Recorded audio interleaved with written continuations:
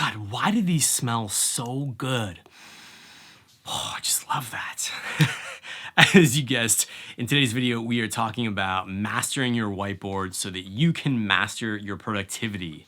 If you happen to follow me on Instagram, you know I'm always doing Instagram stories, talking and sharing the goals that I have set out, things that are on my whiteboard as what I'm focused on. And so in today's video, I want to show you how you can master your own whiteboard, master your own productivity to get you further ahead in life and in business.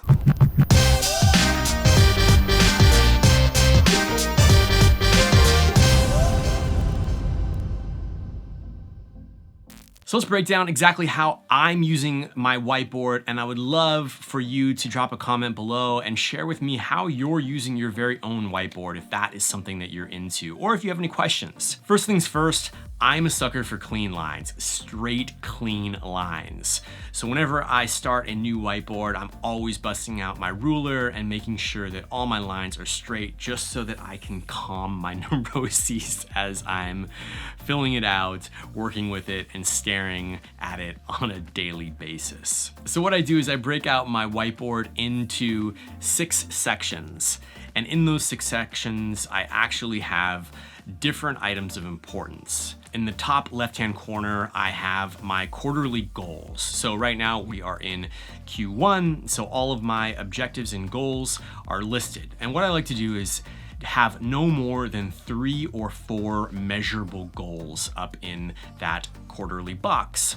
And the reason is I need to be hyper-focused every given quarter, and so should you.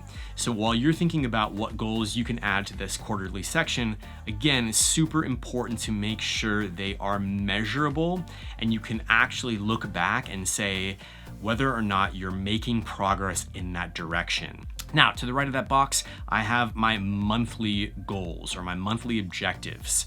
Now, here is where you can be a little bit more loose, where I like to mix and match more measurable goals with more larger tasks.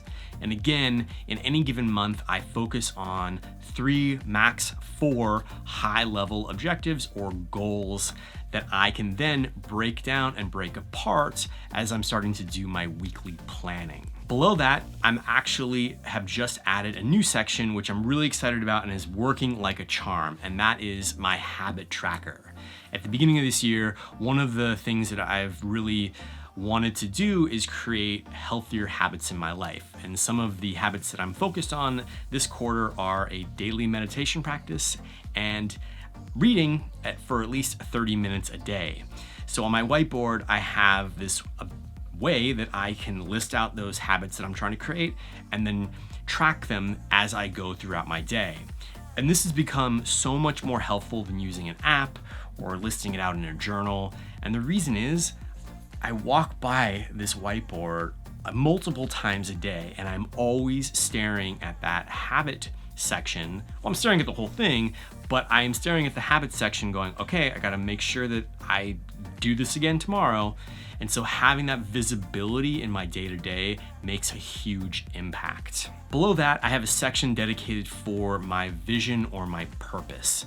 And this is a new addition to my whiteboard as well. And this is something that is important because it helps keep us in line with where we're truly going in the next 3 to 5 years. At the end of the day, all of the objectives, all of the goals, all of the tasks that we have up on our whiteboard that we're focused on should align with this purpose, should align with the vision that we have for our life and our business. It's great to have up on our whiteboard because it always reminds us of where our North Star is, where we're truly headed, and why we are doing all of this work. So it's, for me, a big point of inspiration and motivation as I'm looking at this whiteboard at times, sometimes feeling a little overwhelmed, sometimes feeling like, okay, there's a lot to do here. And so that always grounds me back into like, okay, this is why I'm doing this. This is why I'm putting in the work. To the right of that, and one of the sections that is my most used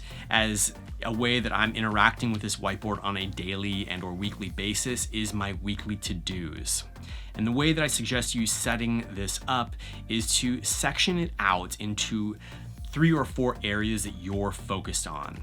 as an example, in one of the columns I have my YouTube channel, in another column I have my HubSpot business, in another column I have my light bulb moments community that I'm starting to grow, and then a miscellaneous column.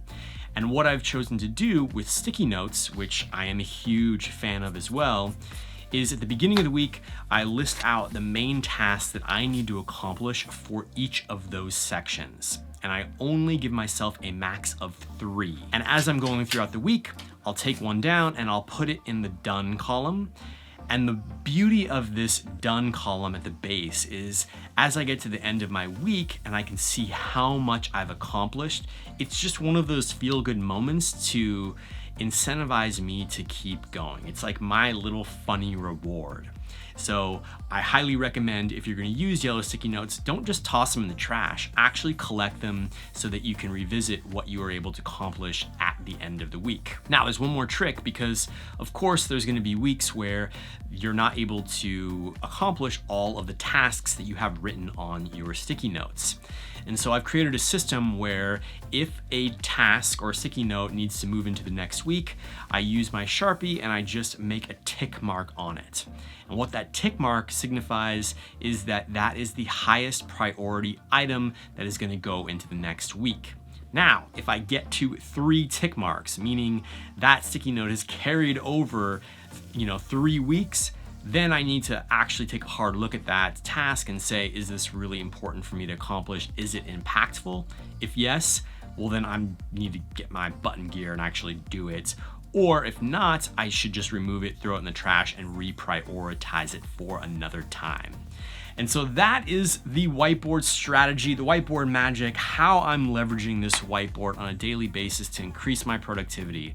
Again, if you are using your own whiteboard and you have any cool columns that have been helping you tremendously with your own productivity, I'd love to hear about them. Drop me a comment and let me know what's been working for you. And if you've taken any inspiration from this video and you're like, oh, I didn't think about that, that's so cool, let me know what on the whiteboard that I've just shared you think that you want to actually bring into your own productivity practice.